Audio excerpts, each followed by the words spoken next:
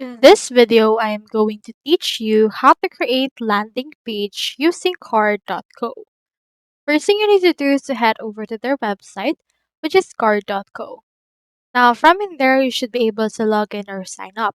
When you click on this choose starting point, you can design a website and sign up only when you're ready to publish it. Now, if you already publish a website, you can click on this login option or to this open dashboard option. Now, in order to create a landing page, click onto this new site option that we have right there. Then click onto this landing option that we have.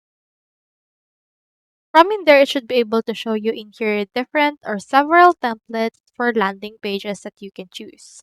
For example, for this part, I'll head over and then choose in here this one.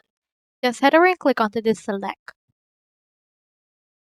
Once you have clicked onto the select option, you should be able to actually use this particular template for your landing page on your site. Wait for this to actually load. Do take note that some websites right here or some designs are available on premium for the card.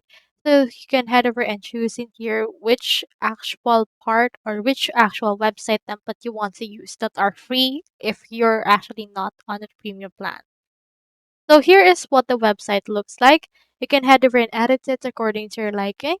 Head over and click on to the any element that you want and then just format it using this particular markdowns if you would want. Input right here the backslashes, and if you want to change the colors, you can click onto this appearance option. You can change the colors right here, the font, size, weights, and the likes. From in there, just head over and then edit it according to your liking, and when you're ready to publish it, click onto this save icon right here and click onto this publish this site. Input right here the title. Let's name it landing page.